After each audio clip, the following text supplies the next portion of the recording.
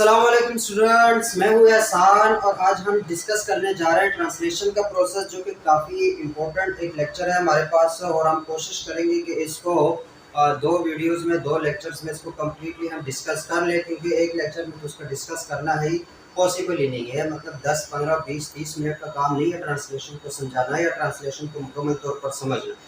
तो ट्रांसलेशन पता तो है तुम लोगों की, what is translation. Translation basically हमारे पास सिंथेसिस ऑफ प्रोटीन का जो प्रोसेस होता है उसको बोलते हैं ट्रांसलेशन।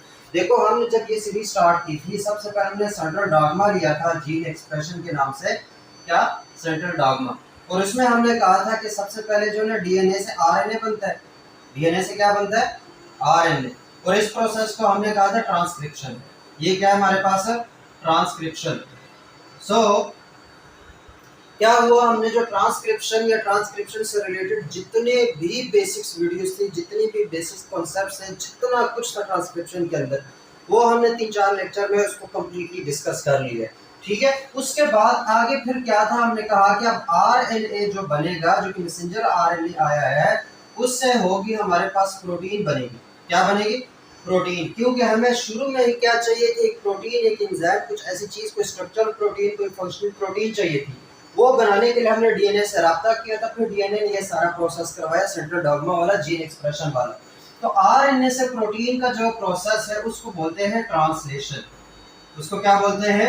ट्रांसलेशन। ट्रांसलेशन का मतलब क्या हुआ? आरएनए से प्रोटीन कैसे बनती है, वो सारा प्रोसेस हमारे पास ट्रांसलेशन है। तो अगर ट्रांसक्रिप्शन में हमें इतना टाइम लगा, हमने ट्रांसक्रिप्शन को समझा, फिर पोस्ट जो ट्रांसक्रिप्शनल मॉडिफिकेशंस की, ये सारा कुछ किया, तो उसके बाद आप ट्रांसलेशन को एक लेक्चर में कैसे डिफाइन करेंगे? ये तो पॉसिबल ही नहीं है, क्योंकि आप लोगों को पता है हम करते हैं मुकम्मल कॉन्सेप्ट्स के साथ बात। तो यहाँ पे आरएनए प्रोटीन में कन्वर्ट हो रहा है, बस इतना हमें पता चल गया कि ये ट्रांसलेशन है। और इसमें क्या क्या इन्वॉल्व है? एक हमारे पास इसमें राइबोसोम्स इन्वॉल्व होते हैं। क्या? एक राइबोसोम्स, एक उसमें मैसेंजर आरएनए, और एक हमारे पास ट्रांसफर आरएनए। ये चीजें इन्वॉल्व होती हैं। और एक बात और बता दूं, 80% जो कॉलेज, खासतौर पर कॉलेज लेवल पे जो स्टूडेंट्स हैं, वो ट्रांसलेशन के किसी न किसी पॉइंट पे आके उनको फिर रट्टा लगाना पड़ जाता है, क्योंकि कॉन्सेप्ट उनके हो जाते हैं मिक्स। तो हम कोशिश कर रहे हैं कि आप लोगों को कोई रट्टा लगाने की जरूरत ना पड़े, आप लोगों को कॉन्सेप्ट्स पता हो कि कॉन्सेप्ट्स क्या है। जब कॉन्सेप्ट्स पता होंगे तो ट्रांसलेशन कोई मुश्किल काम नहीं है। लेकिन मसला क्या आता है? मसला ये आता है कि हमें ट्रांसलेशन की जो बेसिक्स हैं, जो उनकी फाउंडेशन है, जो एक कॉन्सेप्ट बिल्डिंग प्रोसेस है, वो हुआ नहीं होता। और डायरेक्ट बुक में जो स्टार्ट किया जाता है कि हमारे पास ट्रांसफर आरएनए एक्टिवेशन हो जाती है, वहां से स्टार्ट ले लिया जाता है, तो फिर सारी चीजें जो है वो इंटरमिक्स तो होंगी। तो हमने इस लेक्चर में, इस वाले पार्ट में, इस वीडियो में कोशिश करना है कि जितने भी हमारे पास इसके जो फाउंडेशन है, जो इसकी मतलब कॉन्सेप्ट बिल्डिंग प्रोसेस है, पहले वो हम बिल्ड करेंगे, कॉन्सेप्ट बिल्ड करेंगे, ट्रांसलेशन के लिए तुम लोगों को तैयार करेंगे, उसके बाद ट्रांसलेशन समझाएंगे। ठीक है। तो आज का लेक्चर जितना भी होने वाला है, उसमें से बहुत सारे ऐसे कॉन्सेप्ट्स हैं जो कि कहीं ना कहीं तुम लोगों ने पढ़े हुए हो सकते हैं, फर्स्ट ईयर में पढ़े हो, अगर सेकंड ईयर के हो, अगर फर्स्ट ईयर में हो, और ये चीज़ फिर तुम लोग ट्रांसलेशन को क्यों देखोगे, लेकिन ये जो कॉन्सेप्ट्स हैं वो तुम लोगों के काम आएंगे।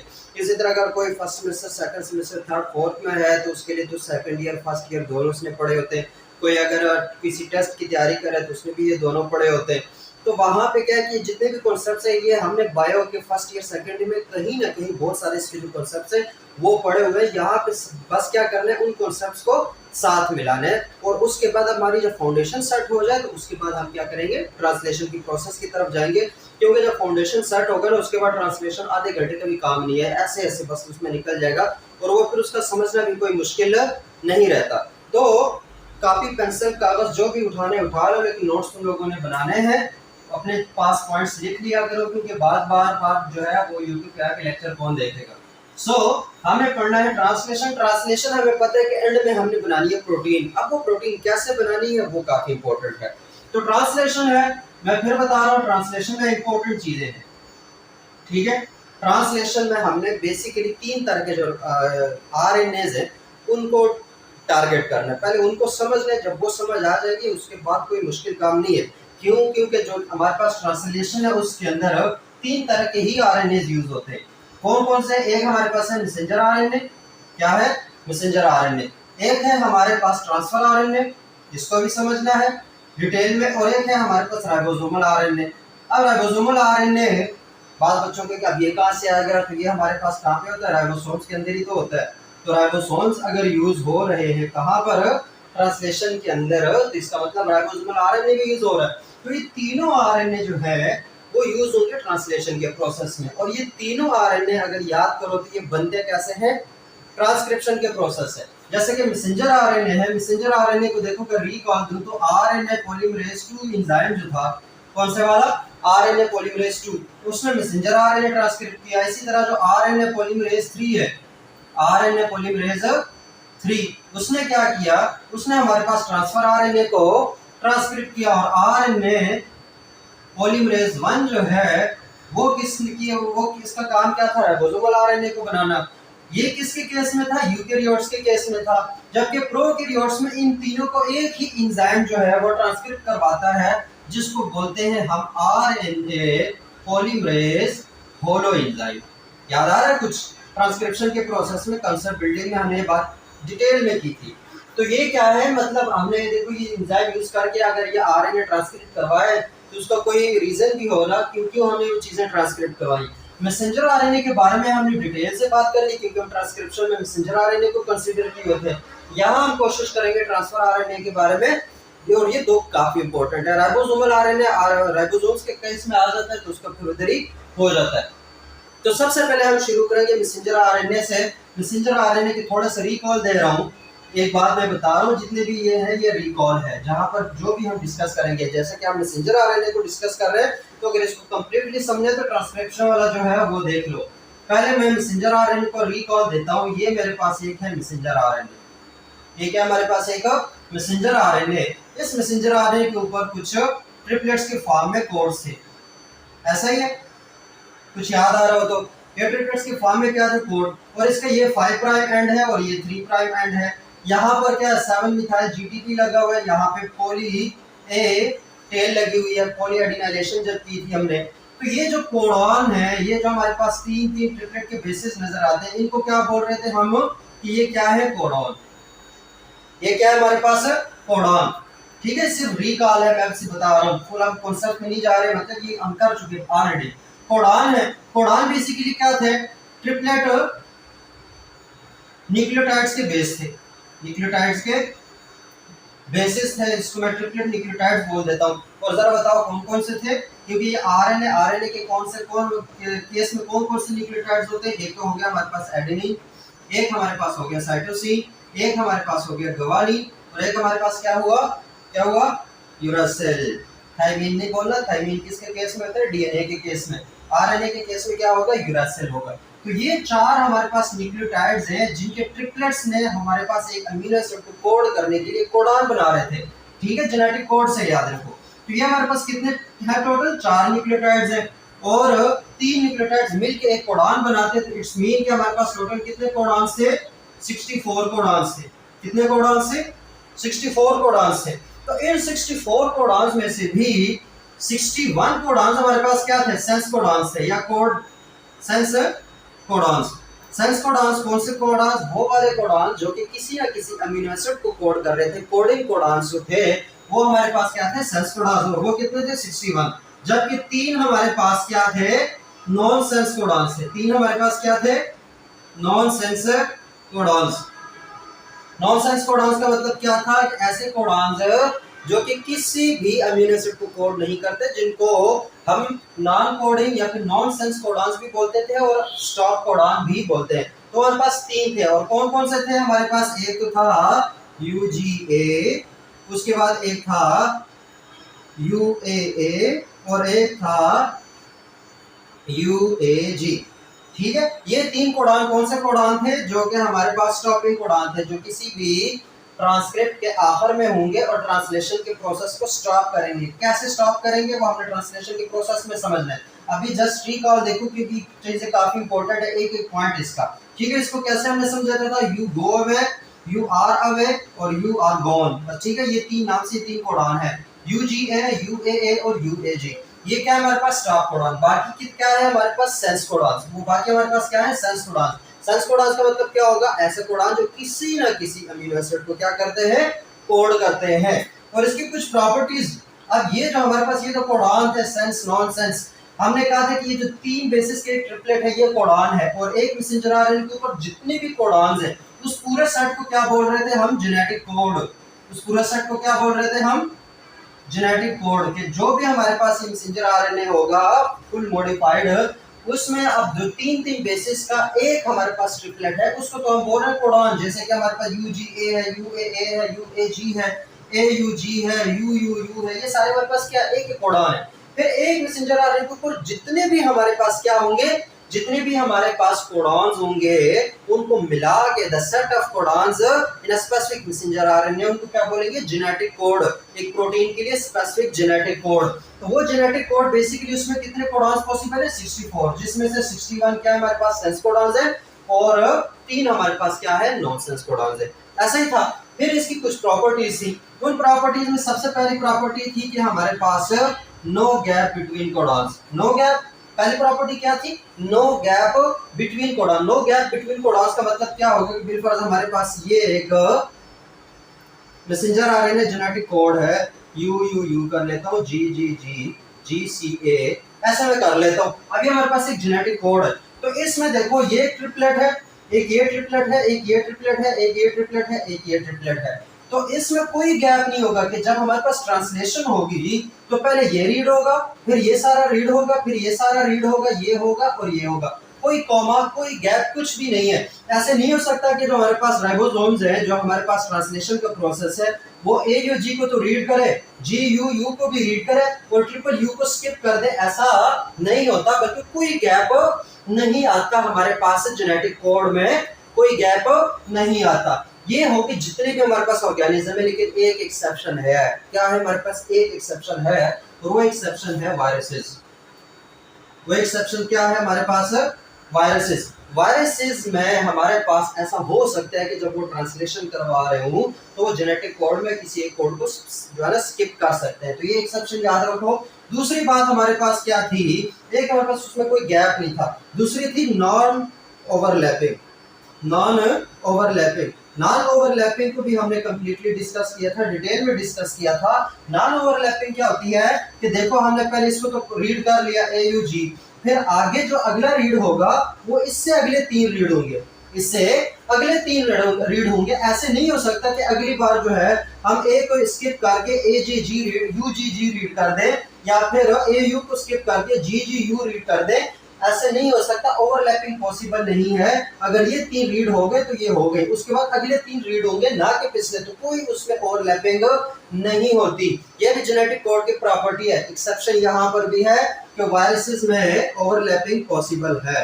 अब कैसे है वो वायरोलॉजी में इस चीज को हमने कंप्लीटली इंशाल्लाह डिस्कस करेंगे, लेकिन वायरसेस में ये फिर ओवरलैपिंग और गैप हो सकते हैं। ये 2 एक्सेप्शन है, बस ध्यान में याद रखो। अपने जो याद रखना है बुक के लिहाज से वो यही रखना है कि इसमें कोई गैप नहीं होता, क्योंकि वायरसेस को तो हम लाइव ऑर्गेनिज्म मानते ही नहीं है।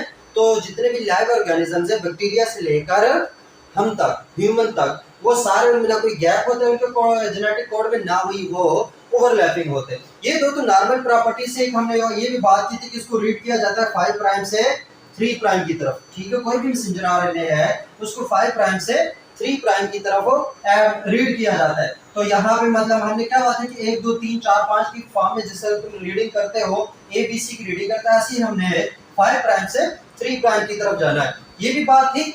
एक बहुत ज्यादा इंपॉर्टेंट बात थी, और वो क्या है हमारे पास, कोड डीजेनरेसी। Code degeneracy.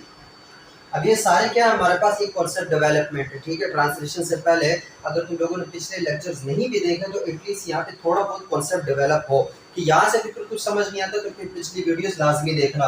लेकिन कोड डीजेनरेसी हमारे पास एक है जो कि बहुत ज्यादा इंपॉर्टेंट प्रॉपर्टी है जेनेटिक कोड की, जिसको कोड डीजेनरेसी या फिर रिडंडेंसी बोलते थे। क्या बोलते थे, रिडंडेंसी। तो ये जो कोड डीजेनरेसी है, इसका मतलब क्या था, इसका मतलब यही था कि एक अमीनो एसिड को एक से ज्यादा हमारे पास जो कोडॉन्स है वो उसको कोड कर सकते हैं। एक अमीनो एसिड को एक से ज्यादा कोडॉन्स जो है वो कोड कर सकते हैं। एग्जांपल के तौर पर हमने कहा था कि सीरीन है, सीरीन के लिए 6 कोडॉन्स हैं। इसी तरीके से हमारे पास ल्यूसीन है, उसके लिए भी 6 कोडॉन्स है। आर्जिनिन है, उसके लिए भी 6 कोडॉन है। आइसोल्यूसिन है, उसके लिए 3 कोडॉन है। वेलिन है, उसके लिए 4 कोडॉन है। ग्लाइसिन के लिए 4 कोडॉन है। तो मतलब बहुत बहुत सारे जो अमीनो एसिड्स हैं उनको मोर देन वन ही कोडान हमारे पास कोड कर रहे हैं, सिवाय AUG के और UGG के। AUG किसको कोड कर रहा था? AUG कर रहा था मैथ्यूनिन को, स्टार्टिंग कोडान जो था। मैथ्यूनिन हमारा क्या है? स्टार्टिंग अमीनो एसिड है और उसका कोड जो है कोडान AUG, वो हमारे पास स्टार्ट कोडान है। इसी तरीके से UGG जो था वो कोड कर रहा था हमारे पास ट्रिप्टोफैन को। किसको कर रहा था?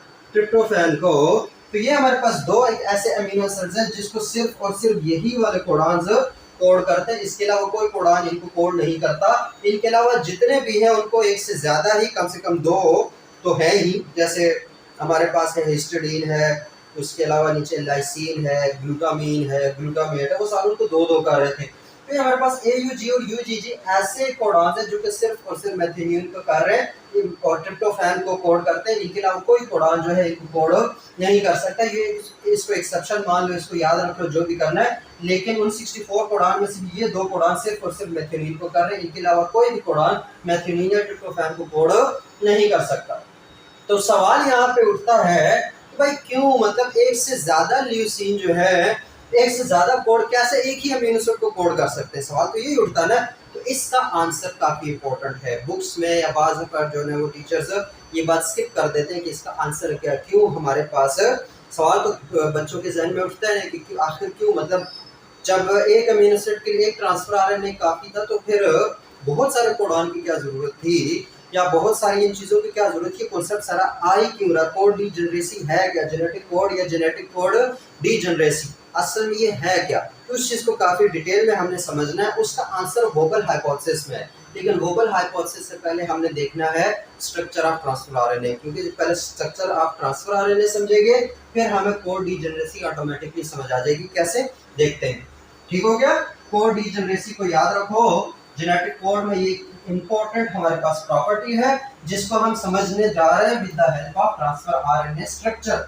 ठीक है? ट्रांसफर RNA स्ट्रक्चर भी तुम लोगों को अगर याद हो तो messenger RNA, transfer RNA, ribosomal RNA, या फर्स्ट ईयर के सेकंड चैप्टर में ये चीजें तुम लोगों ने देख ली थी। थोड़ा सा रिवाइज कर लो वहां से।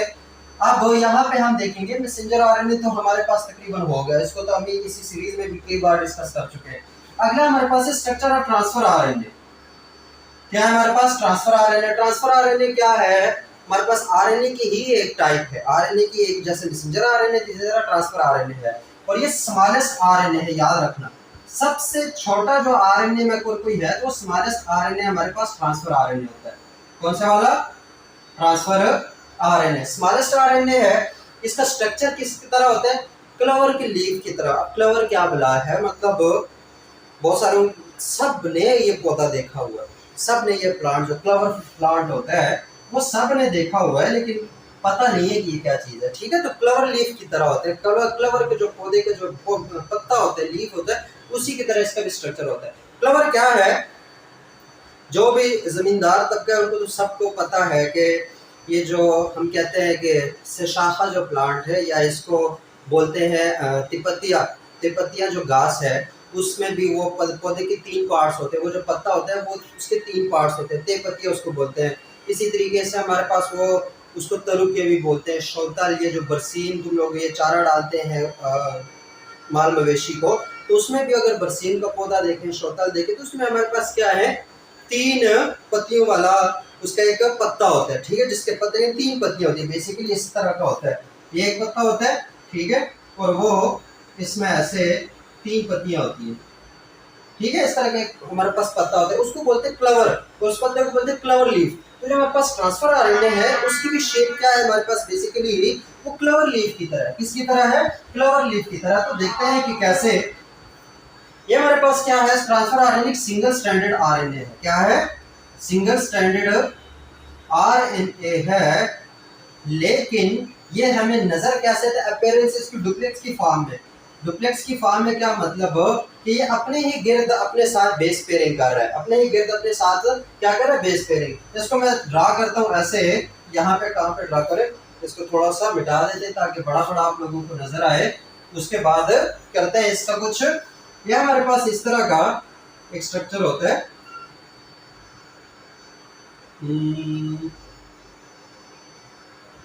फिर इस तरह नीचे आ जाओ। फिर इस तरह आ जाओ, ये इस तरह का मतलब 3 इसके डंडे, एक इस तरफ एक इस तरफ एक इस तरफ, क्लेवर लीफ की तरह आपको नजर आएगा। उसमें से ये वाला जो पार्ट है यहाँ से ये शुरू होता है, ठीक है। ये 3 प्राइम है इसका, ये क्या है इसका, ओ सॉरी ये इसका 5 प्राइम है। रीड कैसे किया जाता है, 5 प्राइम से 3 प्राइम की तरफ, और ये इसका क्या होगा 3 प्राइम है। अब ये एक ही स्ट्रैंड है, ये क्या है हमारे पास एक ही स्ट्रैंड है, और ये सबसे छोटा आरएनए है। छोटा आरएनए का मतलब क्या है कि इसमें टोटल हमारे पास 75 टू 90 न्यूक्लियोटाइड्स होते हैं। कितने होते हैं, 75 टू 90 न्यूक्लियोटाइड्स का एक आरएनए होता है। मतलब यहाँ से लेकर यहाँ तक टोटल न्यूक्लियोटाइड्स इसमें कितने हैं, 75 टू 90 न्यूक्लियोटाइड्स। उसमें से भी ये जो 5 प्राइम है, कौन सा 5 प्राइम, इसमें सबसे आखिरी वाला हमेशा गवानीन होगा। क्या होगा, गवानीन, जी जो है वो सबसे आखिरी वाला होगा, याद रखना, ठीक है। फिर इसे आते जाओ तो ये स्ट्रैंड यहाँ से जब वापस मुड़ेगा तो यहाँ पे ये आपस में जो न्यूक्लियोटाइड्स हैं वो क्या बना लेंगे, बेस पेयरिंग बना लेंगे। मतलब ऊपर वाले न्यूक्लियोटाइड्स नीचे वाले न्यूक्लियोटाइड अपने स्ट्रैंड के निचले वाले न्यूक्लियोटाइड के साथ हाइड्रोजन बॉन्ड बना लेंगे, तो एक इस तरह से लूप बन जाएगा। फिर इस तरह आएगा तो यहाँ पर भी कुछ हाइड्रोजन बॉन्ड बन जाएंगे और कुछ हाइड्रोजन बॉन्ड यहाँ पर बनेंगे, ठीक है। तो एक लूप ये बन गया, एक लूप ये बन गया, एक लूप ये बन गया। ये जो मिडल में है इसको मिडल लूप भी बोलते हैं। क्या बोलते हैं, मिडल लूप। अब ये एक एक नाम बता रहा हूं, इसको बोलते हैं मिडल लूप। ये जो हमारे पास राइट की तरफ है इसको डेक्स्ट्रो या हमारे पास डी लूप बोला जाता है। क्या बोला जाता है, डी लूप बोला जाता है। और जो इस तरफ है इसके भी दो नाम है, या तो इसको एल लूप बोल सकते हो, मतलब एल लूप, या फिर बुक्स में लिखा होता है थीटा लूप, तो इसको थीटा लूप भी बोल सकते हो, ठीक है। D loop, middle loop, theta loop, ठीक हो गया। अभी हम करेंगे, इसका टेंशन नहीं लेनी, हम चीजें हैं इसके सारी डिस्कस करेंगे, कोई चीज इंशाल्लाह छोड़ेंगे नहीं। तो ये हमारे पास 3 लूप हो गए, उसमें से सबसे जो इंपॉर्टेंट हमारे पास है वो ये वाला लूप है, ठीक है। ये जो मिडल लूप है, इस मिडल लूप में टोटल हमारे पास 7 न्यूक्लियोटाइड्स होते हैं। जितने भी अभी तक क्या डिस्कवर हुए हैं, ट्रांसफर आरएनए डिस्कवर हुए हैं, वो उसमें हमारे पास जो मिडल लूप है उसमें 7 न्यूक्लियोटाइड्स हैं। क्या है हमारे पास 7 न्यूक्लियोटाइड्स हैं। उन 7 में से भी 3 न्यूक्लियोटाइड्स हमारे पास एंटीकोडॉन बनाएंगे। ये 7 में से जो 3 न्यूक्लियोटाइड्स हैं वो बनाएंगे एंटीकोडॉन। क्या बनाएंगे हमारे पास, एंटीकोडॉन। तो यहाँ पर बिलफर्ज ये यहाँ पे थे 7 न्यूक्लियोटाइड्स, 1 2 3 4 5 6 7, ठीक है। 7 न्यूक्लियोटाइड्स है, तो उसमें से भी जो उसके बीच के जो 3 न्यूक्लियोटाइड्स हैं वो बनाएंगे एंटीकोडॉन। क्या बनाएंगे, एंटीकोडॉन। इस एंटीकोडॉन की वजह से इस लूप को एंटीकोडॉन लूप भी बोलते हैं। सही हो गया, है ये भी तो न्यूक्लियोटाइड्स। एंटीकोडॉन का मतलब क्या है, ये जो मैसेंजर आर ट्रांसलेशन की प्रोसेस में हम देखेंगे, ये जो मैसेंजर आरएनए है, इसको मैं यहीं पे ड्रा कर लेता हूँ। ये जो हमारे पास मैसेंजर आरएनए है, मैसेंजर आरएनए के ऊपर क्या होते हैं, कोड होते हैं। बिलफर्ज इस मैसेंजर आरएनए के ऊपर या ये 5 to 3 है, ठीक है, ये 5 to 3 है, तो इस पे हमारे पास ये AUG कोड है। क्या हमारे पास AUG कोड है, किसको कोड कर रहे हैं, मैथियोनिन को कोड कर रहे हैं। मारो उसको बोला, हमने यहाँ पे कॉन्सेप्ट समझना है, ठीक है। AUG कोड है किसके ऊपर, मैसेंजर आरएनए के ऊपर। सही हो गया। अब मैं कह रहा हूँ आरएनए को हमने 5 to 3 रीड करना है, तो इस वाले को भी हम कहाँ से, जो हमारे पास क्या है, कौन सा ट्रांसफर आरएनए, उसको भी रीड हम कहाँ से करेंगे, रीड हम करेंगे 5 to 3, 5 to 3। तो अगर मैं यहाँ से 5 to 3 रीड करता हूँ तो ए मेरे पास क्या है, पहला बेस है, यू दूसरा बेस है, जी मेरे पास क्या है, तीसरा बेस। इस चीज को याद रखो, ए क्या है हमारे पास, पहला बेस, यू क्या है, दूसरा बेस, जी क्या है, तीसरा बेस। अब इसने डिटेल में क्यों जा रही है, क्योंकि काफी इंपॉर्टेंट है। यहाँ से चीज अगर मिस करके तो फिर आगे बहुत सारी चीजें जो है ना वो मिसफिट हो जाएंगी, समझ भी नहीं आएगी, मिसअंडरस्टूड हो जाएंगी। तो चीज को समझो, 5 to 3 में रीड कर रहा हूँ, तो 5 में जो सबसे करीब है 5 को वो पहला होगा। पहला मेरे पास ए है, वो पहला बेस होगा, यू दूसरा बेस, जी तीसरा बेस। अब अगर मैं ट्रांसफर आरएनए में देखता हूँ तो ये भी तो न्यूक्लियोटाइड्स ही है ना। अब इस ट्रांसफर आरएनए भी मैं रीड करूंगा 5 to 3, तो 5 से यहाँ से आ रहा होगा, तो इट्स मीन के यहाँ पे अगर 3 न्यूक्लियोटाइड्स हैं तो उसमें से ये जो इधर से पहला होगा, मतलब यहाँ से तो मेरा लेफ्ट वाला पहला बनता है ना, ट्रांसफर आरएनए में मेरा राइट वाला पहले बनेगा, क्योंकि 5 यहाँ पे होता है और इसी के अकॉर्डिंग पहला बनेगा हमारे पास क्या हमारे पास बेस जो आएगा वो उसकी पोजीशन नंबर 1 होगी। ये पोजीशन के हवाले से, ये पोजीशन नंबर 1 है, ये 2 है, ये 3 है। यहाँ से मैं देखूं तो इसका कम्प्लीमेंट्री क्या बनेगा, ए का कम्प्लीमेंट्री क्या होता है, ए का कम्प्लीमेंट्री होगा यू, क्योंकि दोनों आरएनए याद रखना। यू का कम्प्लीमेंट्री क्या है, ए, और जी का कम्प्लीमेंट्री क्या है, सी। तो इस ट्रांसफर आरएनए के ऊपर ये जो 3, ये भी ट्रिपलेट है, ये भी क्या है हमारे पास, ट्रिपलेट है। ये ट्रिपलेट इस कोड के एंटी है, मतलब अगर ये AUG है तो उसका एंटी कोडॉन क्या है, UAC। तो ये एंटी कोडॉन कहाँ होता है, ये ट्रांसफर आरएनए के ऊपर होता है, ट्रांसफर आरएनए के मिडिल लूप में होता है, UAC। तो ये हुआ कोडॉन, मैसेंजर आरएनए के ऊपर क्या है, कोडॉन। उसी का कंप्लीमेंट्री, उसी के जो अगेंस्ट है वो क्या है, एंटी कोडॉन, जो कि कहाँ पे होगा, ट्रांसफर आरएनए के ऊपर होगा। कहाँ पे होगा, ट्रांसफर आरएनए। और इस ट्रांसफर आरएनए में भी देखो तो ये हमारे पास पहली पोजीशन सी की होगी, दूसरी पोजीशन ए की होगी, और तीसरी पोजीशन हमारे पास यू की होगी। क्यों, क्योंकि हम 5 to 3 में 5 इस तरफ है, तो पहला पोजीशन सी है। तो ये जो हमारे पास थर्ड पोजीशन होती है किस पे, मैसेंजर आरएनए पे, उसी के अगेंस्ट एंटी कोडॉन पे पहली पोजीशन आती है। कौन सी आती है, एंटी कोडॉन की पहली पोजीशन आती है मैसेंजर आरएनए पे, जो कोड होता है उसके अगेंस्ट।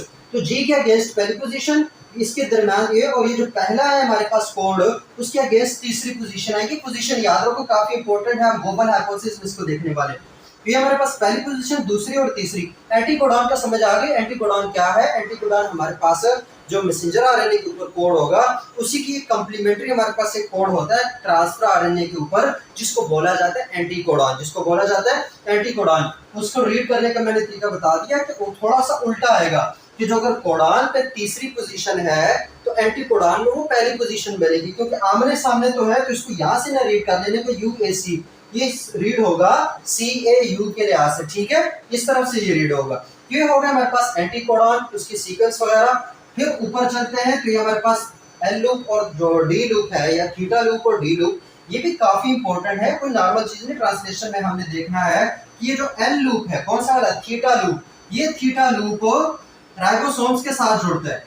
ये बाइंड कहाँ पे होता है, राइबोसोम्स के साथ बाइंड होता है। ये वाली जगह उसकी कहाँ बाइंड होगी, ट्रांसफर आरएनए का जो थीटा लूप है वो बाइंड होगा राइबोसोम्स के साथ। कहाँ पे बाइंड होगा, राइबोसोम्स के साथ। जबकि हमारे पास जो डी लूप है, ये वाला, इसको आर्म भी बोलते हैं, डी आर्म, एल आर्म, ये वगैरह, या थीटा आर्म। तो इसको डी लूप जो है वो हमारे पास बाइंड होगा एक्टिवेशन एंजाइम के साथ। किसके साथ, एक्टिवेशन एंजाइम। अब एक्टिवेशन एंजाइम क्या है, काफी इंपॉर्टेंट एंजाइम है, जो कि ट्रांसलेशन के प्रोसेस को एक्टिव करेगा, एक्टिवेट करेगा। और वो एंजाइम आके बाइंड होता है ट्रांसफर आरएनए के साथ। किसके साथ बाइंड होता है, ट्रांसफर आरएनए के साथ बाइंड होगा। उसके बाद ट्रांसफर आरएनए एक्टिवेट होगा, चार्ज होगा। कैसे चार्ज होगा हमें थोड़ी देर बाद देखना है, अभी के लिए इतना पता होना चाहिए कि जो डी लूप है वो एक्टिवेशन एंजाइम वहां पे आके बाइंड करेगा। कहां पे बाइंड करेगा, डी लूप के ऊपर। एक्टिवेशन एंजाइम यहाँ पे कौन सा, अभी बता देता हूँ, क्या तुम लोग के जहन में आ रहा होगा। इसका नाम है, जो एक्टिवेशन एंजाइम है उसका नाम है अमीनो एसाइल। क्या है, अमीनो एसाइल। और क्या है, अमीनो एसाइल सिंथेटेज है, कौन से वाला, transfer RNA. Amino aside transfer RNA synthetase या फिर सिंथेज, जो भी तुम लोगों को इजी लगता है वो नाम याद कर लो। लेकिन इस एंजाइम का नाम क्या है, जो कि डी लूप के ऊपर जुड़ेगा, जो कि एक्टिवेशन एंजाइम का काम करता है, amino aside transfer RNA synthetase enzyme. और अभी हम इसको थोड़ी देर में डिस्कस करने वाले कि ये क्या वाला है। तो वो एंजाइम आके डिस्कस कहां पे अटैच होगा, डी लूप के ऊपर। 5 एंड पे हमेशा आखिरी वाला, जो पहले, जहां से मतलब पहला हमारे पास जी है, पहला हमारे पास क्या है, जी। इसी तरह जो 3 एंड है, कौन सा वाला, 3 एंड है। अब 5 प्राइम एंड का मतलब क्या है, यहाँ पे फॉस्फेट ग्रुप आखिर में। 3 एंड का मतलब क्या होगा कि वहां पे OH आखिर में। ये चीज याद रखो, कई बार बता चुका हूँ। तो ये जो 3 एंड है, इसके ऊपर भी एक सीक्वेंस होता है, जो कि हर ट्रांसफर आरएनए के ऊपर होता है, उसको बोलते हैं CCA सीक्वेंस। कौन सा, जो भी ट्रांसफर आरएनए है उसके 3 एंड पे सीक्वेंस होगा CCA। कौन से वाला, CCA। ये जो 3 प्राइम पे CCA सीक्वेंस है, इसको बोलते हैं, इसको क्या बोलते हैं, इसको बोलेंगे प्रोटीन बाइंडिंग साइट। कौन सी, अमीनो एसिड बाइंडिंग साइट। अब अमीनो एसिड बाइंडिंग साइट का मतलब क्या होगा, अमीनो एसिड बाइंडिंग डोमेन बोल दो, साइट बोल दो, रीजन बोल दो, आप लोगों की अपनी मर्जी है। लेकिन ये वो वाली जगह होगी जहां पे आके आप लोगों को अमीनो एसिड जुड़ेगा। 3 प्राइम पे आके क्या होता है, ट्रांसफर आरएनए के भी 3 प्राइम पे अमीनो एसिड जुड़ता है और वो कौन से सीक्वेंस होते हैं 3 प्राइम पे CCA सीक्वेंस। ठीक है, क्या है CCA सीक्वेंस, जिसको हम अमीनो एसिड बाइंडिंग डोमेन या फिर AABD डिफरेंट उसका नाम है, वो साइंटिस्ट की अपनी मर्जी है, तुम लोगों की अपनी मर्जी है, किसको अमीनो एसिड बाइंडिंग डोमेन बोल दो, प्रोटीन बाइंडिंग डोमेन बोल दो, पॉलीपेप्टाइड बाइंडिंग डोमेन बोल दो, पेप्टाइड बाइंडिंग डोमेन बोल दो ट्रांसफर आरएनए पर। लेकिन बात पता होनी चाहिए कि यहाँ पे आके चाहे पेप्टाइड हो चाहे हमारे पास क्या हो, ये कोई सिंगल अमीनो एसिड हो, वो आके जुड़ेगा यहाँ पे, कहाँ पे जुड़ेगा, यहाँ पे। तो ये तो हो गया मेरे पास ट्रांसफर आरएनए। कि ट्रांसफर आरएनए क्या चीज है। ठीक है, ट्रांसफर आरएनए हमारे पास पता चल गया कि इसकी दो लूप्स हमारे पास राइट और लेफ्ट में, राइट हमारे पास डी लूप होता है, लेफ्ट हमारे पास थीटा लूप होता है। थीटा लूप राइबोसोम्स के साथ जुड़ेगा, जो डी लूप है उसके साथ एंजाइम आएगा, कौन सा वाला, amino acid transfer RNA syntheses enzyme, वो उसके साथ जुड़ेगा। जो मिडिल लूप है उसके ऊपर होता है एंटीकोडॉन। एंटीकोडॉन क्या है, कोडॉन के जो कॉम्प्लीमेंट्री न्यूक्लियोटाइड्स का एक ट्रिपलेट है जो कि होगा ट्रांसफर आरएनए में, उसको बोलते हैं एंटीकोडॉन। उसको क्या बोलेंगे, एंटीकोडॉन। तो ये तो हो गया ट्रांसफर आरएनए की इसकी थोड़ी बहुत स्ट्रक्चर। आप देखो इन सारे कॉन्सेप्ट को हमने ट्रांसलेशन की प्रोसेस में मिलाना है, सो टेंशन नहीं लेनी। ठीक है, ये हो गया ट्रांसफर आरएनए। अब यहाँ से हम वो जो कोड डीजनरेसी वाला काम था उसको थोड़ा हमने समझना है, काफी इंपॉर्टेंट है, क्योंकि उसके बाद फिर इसमें तो खास कंसेप्ट इस लेक्चर में नहीं रहेगा, फाउंडेशन आप लोगों की तकरीबन सेट हो जाएगी ट्रांसलेशन के लिए। ठीक है, तो सबसे पहले हमने अब वो बात करनी है कि भाई कैसे एक अमीनो एसिड को कोड करने के लिए एक से ज्यादा कोडॉन यूज हो सकते हैं। सवाल ये था ना, जेनेटिक कोड डीजनरेसी, तो आखिर ये कैसे पॉसिबल है। इसको आंसर करता है एक इफेक्ट जिसको बोलते हैं वोबल इफेक्ट। क्या बोलते हैं इसको, वोबल इफेक्ट। इसको वोबल इफेक्ट भी बोलते हैं, वोबल हाइपोथेसिस भी बोलते हैं, बहुत सारे नाम है इसके, याद रखना। वोबल इफेक्ट भी है, वोबल हाइपोथेसिस है, वोबल बेस पेयरिंग है, बहुत सारे इसके नाम है। तो अब हमने समझना है वोबल इफेक्ट को कैसे। बेसिकली हमें किसको समझना है, वोबल इफेक्ट को। वोबल इफेक्ट को क्रिक ने ही हमारे पास हाइपोथेसाइज किया था। क्रिक कौन था, वही वाटसन क्रिक जिन्होंने डीएनए का मॉडल दिया था, उसी ने ये वाला जो इफेक्ट है, ये वाला जो हाइपोथेसिस है, ये भी उसी का काम है। और वो मसला क्या था कि उसने कहा कि ये जो हमारे पास फर्स्ट पोजीशन होती है एंटीकोडॉन पे, किस पे, एंटीकोडॉन पे, इस चीज को याद रखो। फर्स्ट पोजीशन होती है जो एंटीकोडॉन पे, या फिर थर्ड पोजीशन जो होगी कोडॉन पे। दो बातें याद रखो, अगर कोडॉन की कंसीडर कर रहे हो तो थर्ड पोजीशन, अगर एंटीकोडॉन कंसीडर करोगे तो फिर एंटीकोडॉन का फर्स्ट पोजीशन। कहता है वो पोजीशन वोबल होती है। क्या होती है, वोबल। वोबल का मतलब क्या है कि वो थोड़ा अपने नॉर्मल जो हमारे पास रिवायात हैं, ट्रेडिशन से हट के चीज है।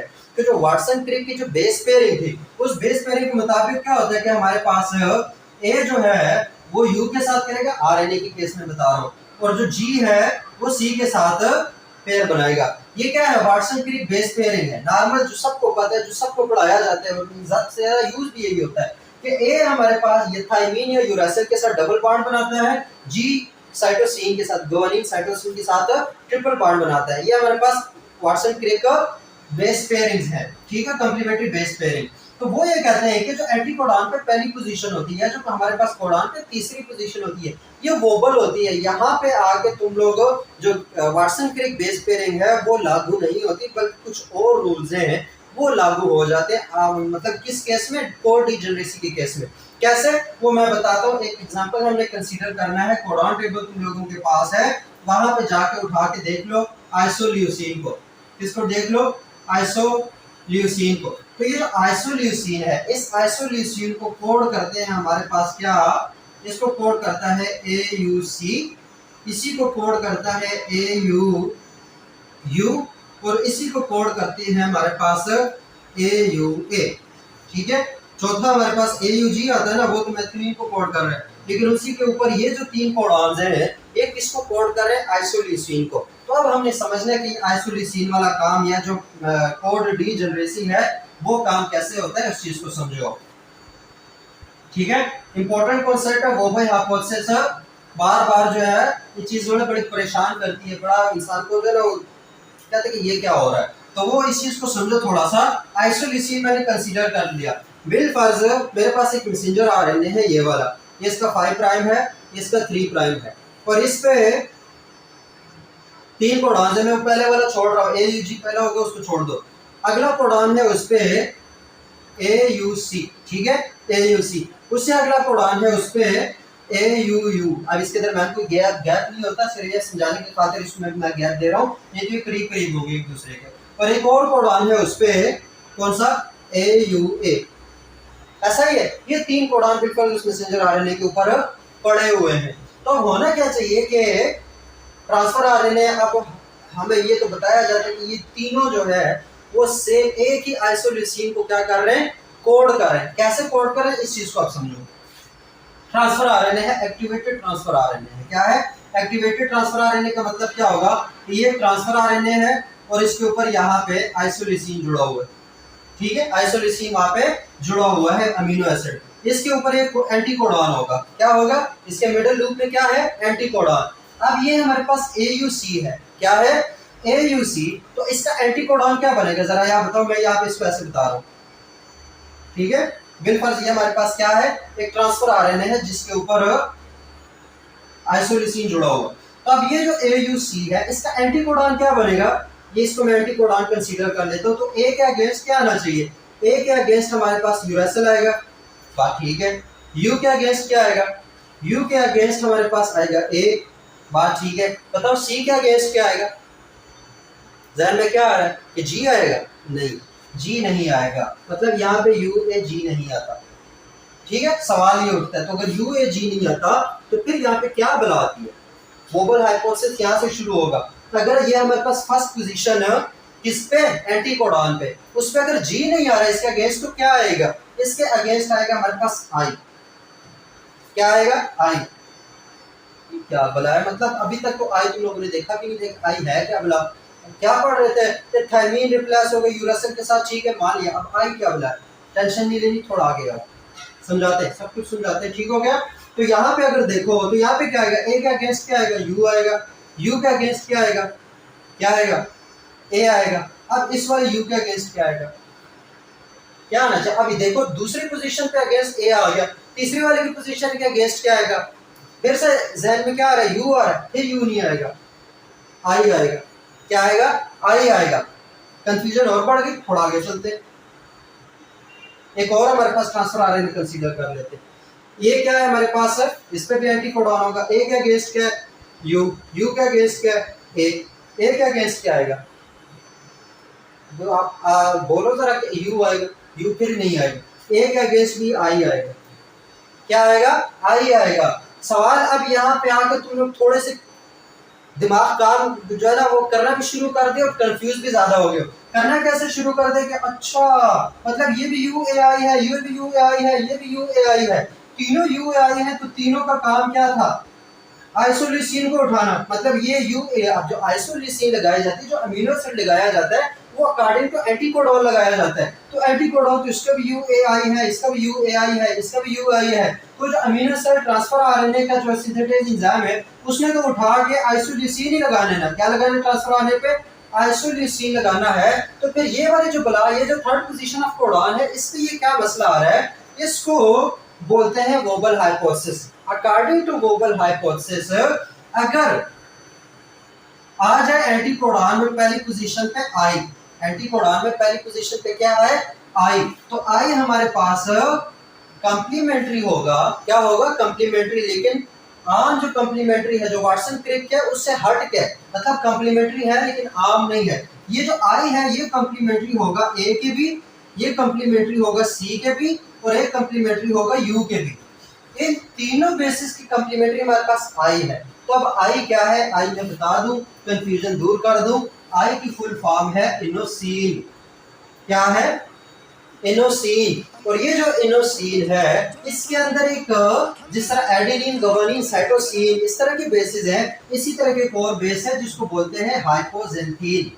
जिसको क्या बोलते हैं, हाइपोजेंथीन। तो बाज बुक्स में, बाज लेक्चर्स में I को हाइपोजेंथीन बताया गया है, लेकिन I बेसिकली इनोसिन है। इनोसिन मोनोफॉस्फेट अगर बहुत ज़्यादा इसके बारे में इनोसिन के बारे में दिल करे सर्च करने को, तो मेरी बहुत पुरानी तकरीबन 2 साल पुरानी एक वीडियो है इनोसिन मोनोफॉस्फेट के नाम से। जैसे लिखोगे तो एग्जैक्ट वो जो हमारे पास लेक्चर है वो खुल जाएगा इनोसिन मोनोफॉस्फेट वाला, तो वहाँ पे देख लो।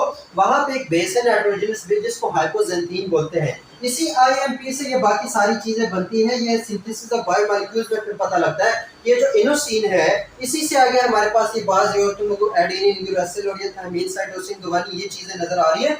बाप दादा उनका वो है, तो अगर बाप दादा आ गया यहाँ पे तो ये सारे उसके आगे फिर कुछ भी नहीं है। तो अगर यहाँ पे सी आए, यू आए, ए आए, तो उसके लिए हमारे पास एंटीकोडॉन में एक ही काफी है इनोसिन। इनोसिन ये भी है, इनोसिन इधर भी आएगा, इनोसिन इधर भी आएगा। तो हाइपोथेसिस जो गूगल पे था उसके मुताबिक क्या है कि अगर फर्स्ट लेटर या फर्स्ट बेस एंटीकोडॉन की आई हो, मतलब ये फर्स्ट है ना, जो मैंने अभी पोजीशन बता रहा था उसके मुताबिक ये वाली आई जो है वो फर्स्ट बेस है। तो फर्स्ट बेस अगर आई हो तो वो हमारे पास एडेनिन, साइटोसिन और यूरासिल इन तीनों के लिए काफी है। इन तीनों के लिए क्या है? काफी है। अगर फर्स्ट लेटर हमारे पास क्या है? जी, या तो पहला लेटर जो था आई था, अगर जी आए तो जी हमारे पास उठाएगा दो को। अब जी का कॉम्प्लीमेंट्री क्या है? या तो ये सी को भी उठा सकता है और ये यू को भी उठा सकता है। ठीक है, ये सी को भी उठा सकता है, यू भी। ये मैं एंटीकोडॉन पे फर्स्ट लेटर की बात कर रहा हूँ। इसी तरीके से हमारे पास अगर आए यू, फर्स्ट लेटर यहाँ पे क्या हो? यू हो, तो वो हमारे पास एडेनिन के साथ तो है ही, उसके साथ कॉम्प्लीमेंट्री हो सकता है, साथ में ये गुआनिन के साथ भी कॉम्प्लीमेंट्री हो सकता है। ये जो यू है या ये जो जी है या ये जो आई है, ये सारे किस एंटीकोडॉन पे जो फर्स्ट पोजीशन है उस पर मैं ये बात कर रहा हूँ कि अगर वहां पे ये वाली चीजें हों तो एंटीकोडॉन में फिर जो थर्ड पोजीशन है वो क्या है? अगर आई हमारे पास फर्स्ट पोजीशन है एंटीकोडॉन पे, तो ये हमारे पास तीनों वाले यू वाला भी, जिसके मतलब कोई भी कोडॉन हो जिसके आखिर में यू हो, सी हो या ए हो, तीनों को यही वाला उठाएगा। जैसा कि यहाँ पर देखो, तो अब ये वाला कोडॉन है, इसके आखिर में क्या है? ए। और वहां पे फर्स्ट कोडॉन क्या था? फर्स्ट जो हमारे पास बेस है वो आई है। तो अब ये आई जो है वो ए को कंप्लीमेंट कर सकते हैं, तो क्योंकि यहाँ पर हमें पता है आई जो है वो ए को कंप्लीमेंट कर रहा है, तो ये इस ए यू ए को भी U A I he consider कर लेंगे। उसके बाद अगर ये आखिर में यू है, ठीक है, यहाँ पे पहला बेस क्या है? आई है, और उसके अगेंस्ट क्या है? अब यू उठ रहा है। यू क्यों उठ रहा है? क्योंकि इस यू को भी कॉम्प्लीमेंट कौन कर रहा था? आई कर रहा था। इसी तरीके से सी जो है उसको भी क्या करेगा? आई ही कॉम्प्लीमेंट करेगा। तो एक ट्रांसफर आरएनए हमारे पास क्या कर रहा है? एक ही ट्रांसफर आरएनए हमारे पास 3 कोड्स को रीड कर रहा है। कितने कोड्स को? 3 कोडॉन को रीड कर रहा है। एयू सी को भी रीड कर रहा है, एयू यू को भी रीड कर रहा है, एयू ए को भी रीड कर रहा है। तो जब ट्रांसफर ही जो हमारे पास ट्रांसफर आरएनए ही एक यूज हो रहा है, तो इट्स मीन कि अमीनो एसिड जो है वो भी सेम आएगा। तो इसके लिए भी अमीनो एसिड आएगा कौन सा? आइसोल्यूसिन। इसके लिए भी आएगा आइसोल्यूसिन, और इसके लिए भी आएगा आइसोल्यूसिन। तो इस तरीके से हमारे पास कोड डीजनरेसी होती है। एक ही अमीनो एसिड के लिए मोर देन वन क्या कोडॉन यूज हो सकते हैं। तो वो ये हमारे पास बेसिकली सारा जो फटा था वो ये वाला था। कौन सा? वोबल हाइपोथेसिस या वोबल इफेक्ट जिसको बोलते हैं। मसला कहाँ पे आता है? एंटीकोडॉन की जो पहली पोजीशन है वहां पे। बाकी जी और यू जो है ना इसको ज्यादा ना याद रखो, आई ज्यादा याद रखो। इनोसिन जो है जिसके अंदर हाइपोजेंथीन होती है वो इंपॉर्टेंट है कि वो हमारे पास ए, यू और सी तीनों को कंसीडर कर सकते हैं अपना कॉम्प्लीमेंट। इस वजह से हमारे पास एक ही ट्रांसफर आरएनए जो है वो 3 कोडॉन्स को क्या कर लेते हैं? ट्रांसलेट कर लेते हैं और हमारे पास आइसोल्यूसिन जोड़ देते हैं। और यही रीजन है, क्या है? यही रीजन है। टोटल कोडॉन हमारे पास कितने? 61 कोडॉन है। कितने हैं? 61 कोडॉन है। अभी तक जितने भी ट्रांसफर आरएनए डिस्कवर हुए हैं उसके टाइप से 60। कितने ट्रांसफर आरएनए डिस्कवर हुए? 60। जबकि अगर सिर्फ ह्यूमन की बात करते हैं, अपनी बात हम करते हैं, बाकी को छोड़ो, हमारे अंदर सिर्फ और सिर्फ तकरीबन कोई 45 ट्रांसफर आरएनए की डिफरेंट टाइप्स है। कितनी है? 45 ट्रांसफर आरएनए की डिफरेंट टाइप्स हैं। तो अगर ट्रांसफर आरएनए हमारे पास 45 है, क्या है? 45 है, कोडॉन हमारे पास 61 है, तो कैसे ये कम ट्रांसफर आरएनए ज्यादा कोडॉन को रीड कर रहे हैं? Due to this effect, due to wobble effect है, ड्यू टू वोबल हाइपोथेसिस। उस वोबल हाइपोथेसिस की वजह से जैसा कि हमने यहाँ पे देखा कि एक यूएआई वाला जो ट्रांसफर आरएनए है वो 3 कोडॉन्स को रीड कर रहा है। कितनों को रीड कर रहा है? 3 कोडॉन्स को। तो इट्स मीन कि अगर 45 ट्रांसफर आरएनए है तो वो 61 कोडॉन्स को रीड करने के काबिल है। क्यों? Due to wobble hypothesis, due to wobble hypothesis. तो ये चीज भी होप से समझ आ गई। ये दो चीजें काफी इंपॉर्टेंट थी। वोबल हाइपोथेसिस कॉलेज लेवल पे कोई कहीं पर भी नहीं है, ठीक है। ये सिर्फ समझाने की गरज से था। तो याद इस वक्त सिर्फ कॉन्सेप्ट याद रखो कि ये चीज़ हो क्यों हुई है, इसको याद करना या इसके लिए रटे लगाना कोई ज़रूरी नहीं है, क्योंकि ये तुम लोगों को कॉलेज लेवल पे है नहीं। वैसे ही पता होना चाहिए कि वोबल हाइपोथेसिस क्या है, क्योंकि वो बहुत सारे रीजन आ जाते हैं कि ट्रांसफर आरएनए कम है, कोडॉन ज्यादा है, तो कैसे कम ट्रांसफर आरएनए ज्यादा कोडॉन को रीड कर रहे हैं, ड्यू टू वोबल हाइपोथेसिस। पता लग गया कि वोबल हाइपोथेसिस क्या है, ट्रांसफर आरएनए का स्ट्रक्चर पता होना चाहिए, ठीक है। ट्रांसफर आरएनए का स्ट्रक्चर पता होगा तो तुम लोगों को आगे अपने ट्रांसलेशन में पता लगेगा कि अच्छा एंटीकोडॉन क्या है, किस तरह हमने इसको रीड करना है, कैसे ये रीड होगा, ठीक है। तो ये हमारे पास ट्रांसफर आरएनए, दूसरा क्या था हमारे पास मैसेंजर आरएनए, जेनेटिक कोड, ये चीजें सारी होगी, एक चीज रहती है। उसके बाद हमने डायरेक्ट जाके किस पे शुरू हो जाना है, ट्रांसलेशन पे शुरू हो जाना है। एक चीज हमारे पास रह गई है, हर किसी ने पढ़ी हुई है, कोई मुश्किल बात नहीं है, और वो क्या है, यहाँ पे सिर्फ रिकॉल की खातिर बता रहा हूँ।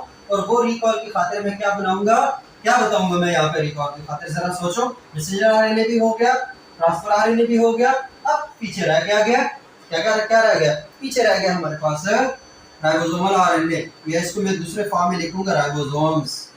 क्या है, राइबोसोम। सब बने पड़े हुए, सबको पता है राइबोसोम्स क्या काम करते हैं। राइबोसोम्स काम करते हैं, प्रोटीन बनाते हैं। कैसे प्रोटीन बनाते हैं, उसमें 80% वर्कर्स क्या हो जाते हैं, कंफ्यूज हो जाते हैं कि कैसे बनाते हैं। पता सबको कि राइबोसोम्स ही हमारे पास इन्वॉल्व होते हैं ट्रांसलेशन में, तो थोड़ा हमने राइबोसोम्स को रिकॉल करना है। किसी ने बहुत ज्यादा डिटेल में देखना है तो राइबोसोम्स वाला लेक्चर देख ले, सेडिमेंटेशन यूनिट वाला लेक्चर देख ले, राइबोसोम से रिलेटेड सारे कॉन्सेप्ट दूर हो जाएंगे इंशाल्लाह। यहाँ पे हम कॉन्सेप्ट्स की नहीं बात करो, कंफ्यूजन, कॉन्सेप्ट तो बिल्ड हो जाएंगे, कंफ्यूजन दूर हो जाएंगे। तो यहाँ पे राइबोसोम्स है, राइबोसोम को थोड़ा सा रिकॉल कर रहे हैं। राइबोसोम में हमने कहा था कि एक लार्जर यूनिट होता है इसका, ठीक है, एक स्मॉलर यूनिट होता है, ठीक है। और इसके बीच में हमारे पास मैसेंजर आरएनए आता है। जब ये दोनों जुड़ते हैं तो इस चीज को हम नहीं कंसीडर करें, एक इसका लार्जर यूनिट है, एक इसका स्मॉलर यूनिट है। यूकैरियोट केस में बात करते हैं, किसमें, यूकैरियोट में अगर हम बात करें तो लार्जर जो है हमारे पास वो कितने स्प्लिट बार का होता है,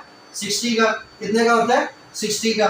और जो हमारे पास स्मॉलर होता है वो कितने का होता है, 40s का होता है। ऐसा ही है।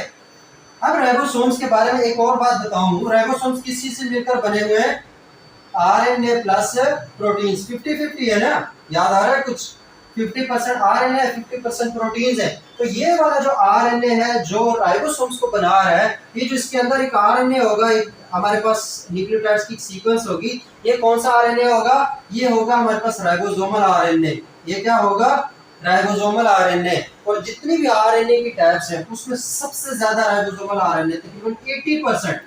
अगर सारे बॉडी में अगर आरएनए उठा लो, 100% कर लो, तो उसमें 80% आरएनए कौन सा होगा, राइबोसोमल आरएनए होगा। कौन सा होगा, राइबोसोमल आरएनए। तो राइबोसोमल आरएनए कहां पर है, किसमें होगा, हमारे पास राइबोसोम्स के अंदर। 50% आरएनए और 50% प्रोटीन मिलकर हमारे पास राइबोसोम्स बनाएंगे। राइबोसोम्स के दो पार्ट्स हैं, एक हमारे पास क्या है, 60s का लार्जर यूनिट है, एक हमारे पास 40s का स्मॉलर यूनिट है। दोनों मिलके हमारे पास बताएंगे कि कितने स्प्लिट बार का राइबोसोम्स है, 80s का है। अब क्यों है 40 और 60 को 100 बनता है, या 80s क्यों आ रहा है, अगर समझना है तो बहुत लंबा लेक्चर हो जाएगा। कॉन्सेप्ट्स देख लो राइबोसोम्स के नाम से, स्वेटबर्ग डेरिवेशन जो है उसके नाम से देख लो कि 80s क्यों आता है। उसके बाद अगर हम प्रोकैरियोट्स में बात करते हैं, किस में बात करते हैं, प्रोकैरियोट्स में। तो प्रोकैरियोट्स में भी हमारे पास दो यूनिट होते हैं, एक लार्जर यूनिट होता है, एक स्मॉलर यूनिट होता है। राइबोसोमल आरएनए में भी होता है, लेकिन इसका जो लार्जर यूनिट है वो 50s का है, जो स्मॉलर यूनिट है वो 30s का है। दोनों मिलके हमारे पास 70s बनाते हैं, नॉट 80s। अगेन रीजन देखनी है तो राइबोसोम का लेक्चर देख लो, सब कुछ समझ आ जाएगा कि 70s क्यों आता है। तो सेंट्रीफ्यूज मशीन में इसका फिर ये यूनिट निकलता है, तो उसको देख लो वहां पे 50s और 30s। यहाँ पे सिर्फ रिकॉल दे रहा हूँ कि ये एमसीक्यूज कभी-कभी याद आते हैं। ये राइबोसोम्स हो गए। अब यहाँ पे ये सवाल उठता है कि मैं ये चीजें क्यों बता रहा हूँ, 50s 30s वाला, या मैं डिफरेंस क्यों बता रहा हूँ यूकैरियोटिक प्रोकैरियोटिक का। डिफरेंस इसका आता है जब इसकी क्लिनिकल बेनिफिट्स लिखे जाते हैं। क्या लिखे जाते हैं, क्लिनिकल बेनिफिट्स। क्लिनिकल बेनिफिट्स का यहाँ पे क्या काम, देखो यार तुम लोग इंतजार कर रहे हो, तुम लोग तैयारी कर रहे हो वीटी टेस्ट की, तुम लोग पढ़ रहे हो बायो, कल को तुम लोग बनोगे डॉक्टर, कल को तुम लोग बनोगे जेनेटिक इंजीनियर्स, कल को तुम लोग बनोगे माइक्रोबायोलॉजिस्ट, कल को तुम लोग बनोगे फार्माकोलॉजिस्ट, कल को पता नहीं तुम लोग क्या बनोगे, लेकिन बायो से रिलेटेड अगर इंशाल्लाह कुछ बनोगे तो पता होना चाहिए कि यहाँ पे मैंने 30s वाला और 50s वाला और 60s वाला और कितना और के अंदर 50s वाला मेरे ख्याल से जो भी है। लेकिन ये मैंने यूनिट्स क्यों बताया इसके स्वेट बार, उसके एक रीज़न है कि हमारे पास बहुत सारे एंटीबायोटिक्स हम यूज़ करते हैं या नहीं करते। एंटीबायोटिक्स तो लेते हैं ना जब बीमार होते हैं। एंटीबायोटिक्स क्या है, जो बैक्टीरिया के खिलाफ, जो बैक्टीरिया के अगेंस्ट हम दवाइयाँ लेते हैं, जो गोलियाँ लेते हैं, जो सिरप है, जो भी है हमारे पास, वो एंटीबायोटिक्स है जो बैक्टीरिया के खिलाफ काम करते हैं। तो यहाँ पे हमने कहा था कि प्रोकैरियोट में राइबोसोम्स है, एक 50s वाला जो कि लार्जर है, एक 30s है जो कि स्मॉलर है। एंटीबायोटिक्स लेते हैं बिलफर्ज मैं कहता हूँ कि मैं स्ट्रेप्टोमाइसिन है, कोई क्या है हमारे पास, स्ट्रेप्टोमाइसिन है। इसी तरह टेट्रासाइक्लिन है, कोई क्या है, टेट्रासाइक्लिन। इस तरह के कोई हमारे पास क्या है, एंटीबायोटिक है। तो ये एंटीबायोटिक बिल आखिर मतलब बैक्टीरिया को कैसे मतलब रोकता है, बैक्टीरिया के खिलाफ कैसे काम करता है। तो ये जो स्ट्रेप्टोमाइसिन है या ये जो टेट्रासाइक्लिन है, वो बेसिकली जो हमारे पास 30s राइबोसोम्स है।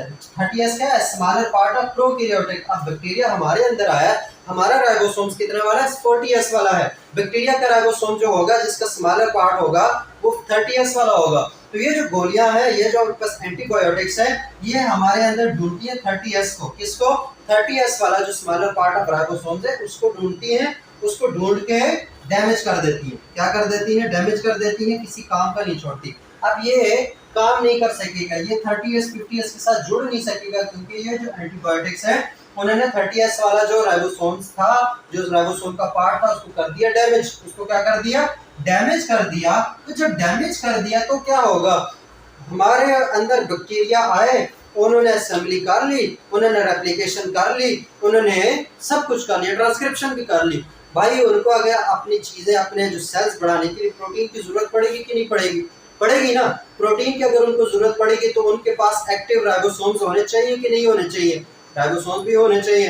तो अगर राइबोसोम्स हैं लेकिन उनका राइबोसोम ही खराब है, क्या है, राइबोसोम ही खराब है ना, उसकी फैक्ट्री हमने जला दी। हमने ये एंटीबायोटिक्स की स्ट्रेप्टोमाइसिन और टेट्रासाइक्लिन, उन्होंने 30s को खराब कर दिया, तो उनका राइबोसोम अब जुड़ेगा नहीं। जब जुड़ेगा नहीं तो ट्रांसलेशन नहीं होगी, जब ट्रांसलेशन नहीं होगी तो प्रोटीन नहीं बनेगी, प्रोटीन नहीं बनेगी तो सर्वाइव कैसे करेंगे। उनको एंजाइम चाहिए, नहीं मिलेंगे। उनको बैक्टीरियल प्रोटीन चाहिए, नहीं मिलेंगे। उनको कैप्सूल बनाना है, नहीं बनेगा। क्यों, उनके राइबोसोम्स ही खराब है। तो एंटीबायोटिक्स इस तरीके से काम करती है, मतलब ये इनको वन ऑफ द वे है। ये नहीं कि सारी एंटीबायोटिक्स ऐसे काम करती है, लेकिन बहुत सारी एंटीबायोटिक्स वो राइबोसोम्स को टारगेट करती है, वो भी 30s वाले। अब देखो 30s का यही तो फायदा है। अब देखो हमारा राइबोसोम में जो स्मॉलर पार्ट है वो 40s का है, तो वो तो उसको डिटेक्ट ही नहीं करेंगे एंटीबायोटिक्स, क्योंकि वो 30s को ढूंढ रही है, इस वजह से। इसी तरह बहुत सारे और भी हमारे पास एंटीबायोटिक्स है, जैसे कि मैक्रोलाइड्स है। मैक्रोलाइड्स, अब ये बहुत सारे तुम लोगों ने नाम सुना है, गले के दर्द के लिए, गले में कोई इन्फेक्शन है उसके लिए तुम एंटीबायोटिक्स लेते हो, कौन से वाले, एरिथ्रोसिन। कौन से लेते हो, एरिथ्रोसिन लेते हो। या एक और है एजिथ्रोसिन, क्या है, एजिथ्रोसिन। तो वो वाले एंटीबायोटिक। या एक और है क्लोरामफेनिकोल, इसको बोलते हैं क्लोरामफेनिकोल। अब ये सारे एंटीबायोटिक्स हैं, नाम देखो कि कोई भी एंटीबायोटिक उठा लो तो उसमें से कोई ना कोई सीन आपको मिल जाएगा। क्लिंडामाइसिन भी है। तो ये हमारे पास ये जो एरिथ्रोसिन है, एजिथ्रोसिन है, या जो क्लोरामफेनिकोल है, क्लिंडामाइसिन है, वो क्या करते हैं, वो भी एंटीबायोटिक है। वो हमारे पास 50s को ढूंढती है। किसको ढूंढती है, 50s को ढूंढती है। तो 50s राइबोसोम किसका होता है भला, larger part of the bacteria.